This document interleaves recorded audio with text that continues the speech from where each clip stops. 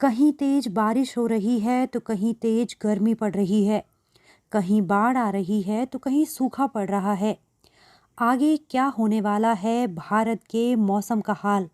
इस बार मानसून 3 हफ्ते देरी से आया और मानसून की इस देरी के कारण भारत के कई इलाकों, खास करके उत्तर प्रदेश में पारा 47 डिग्री सेल्सियस तक पहुंच गया। तेज लू ने सबको परेशान कर दिया था। उसके बाद मानसून के पहुंचने से पहले भारत के ऊपर एक भारी भरकम तूफान टकरा गया। तूफान का नाम था विपरजॉय। विपरजॉय ने भारत में तबाही मचा दी थी। उसके बाद भारत में एंट्री होती है मानसून की। मानसून देर से ज़रूर आया, पर जो आया वो देखने लायक था। और आज हिमाचल प्रदेश, पंजाब और उत्तराखंड में बाढ़ के हालात हैं और यमुना के जल स्तर के बढ़ने से दिल्ली पर पानी पानी होने का खतरा मंडरा रहा है। क्या ये सब चेतावनी है भारत में एल नीनो के दस्तक की? एल नीनो और ला नीनो जलवायु का एक पैटर्न है जो प्रशांत महासागर में पेरू तट के आसपास पैदा होता है और इसका प्रभाव पूरे विश्व के मौसम पर दिखाई पड़ता है। मौसम पर प्रभाव पड़ेगा तो इसका असर खाद्य उत्पादन पर भी पड़ेगा। जैसे टमाटर की कीमतें तो अभी से आसमान छूने लगी हैं।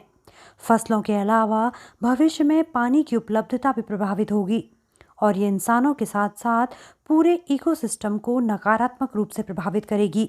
एल नीनो में व्यापारिक पवनों के कमजोर पड़ने के कारण ब्राजील के समुद्री तट का तापमान बढ़ जाता है।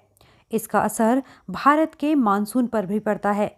ऐसी स्थिति में भारत में भयंकर गर्मी और सूखे के हालात बनने लगते हैं और दक्षिण अमेरिका में भीषण वर्षा होती है, जिससे बाढ़ और अपरदन की घटनाओं में वृद्धि होती है।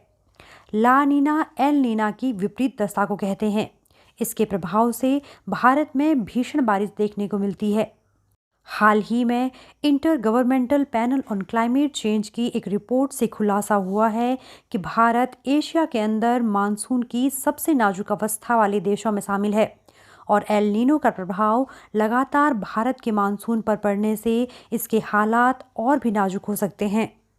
इससे आने वाले सालों में मानसून देरी से आएगा, सूखा पड़ेगा और तेज गर्मी होगी और जहां बारिश होगी वहां बाढ़ जैसे हालात पैदा हो जाएंगे।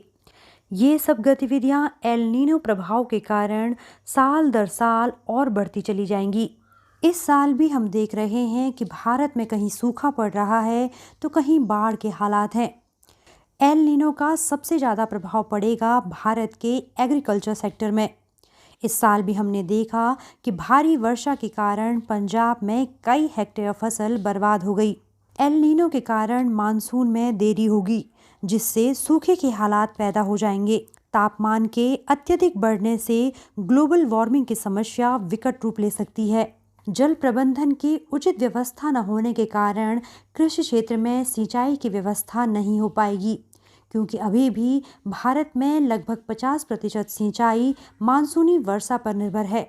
वर्षा नहीं होने से भूखमरी की समस्या विकट हो सकती है। इससे हमारी आर्थिक स्थिति भी प्रभावित होगी। सब्जियां जो अभी से इतनी महंगी हो गई हैं, आने वाले समय में और भी महंगी हो जाएंगी। लगातार तापमान बढ़ने से पर्यावरण और पारिस्थितिकी भी प्रभावित होगी। वनाग्नि की घटनाएं बढ़ेंगी। जलीय जीवों एवं वन्य प्राणियों का जीवन भी इससे प्रभावित होगा। अब सवाल ये उठता है कि आखिर हम क्या कर सकते हैं। सबसे पहले हमको अपने एग्रीकल्चर सेक्टर को एडवांस बनाना होगा। वाटर मैनेजमेंट और स्टोर करने की टेक्नोलॉजी को और विकसित करना होगा। सिंचाई के लिए ड्रिप और स्प्रिंकलर इरिगेशन टेक्निक्स का प्रयोग बढ़ाया जा सकता है। धान और गेहूं की ऐसी वैरायटी को विकसित करने पर ध्यान देना होगा जो कम पानी से बेहतर फसल दे सके। और सबसे कारगर उपाय है पेड़ लगाना। इससे पानी भी बचेगा और पर्यावरण और पारिस्थितिकी भी सुदृढ़ होगी। अगर आपको विज्ञान और प्रौद्योगिकी से जुड़ा ये सेगमेंट पसंद आ रहा है तो चैनल को सब्सक्राइब ज़रूर कीजिए और ऐसे ही और इन्फॉर्मेटिव वीडियोस के लिए जुड़े रहिए इस चैनल के साथ। मिलते हैं आपसे अगले वीडियो में कुछ और नई जानकारी के साथ। तब तक के लिए नमस्कार।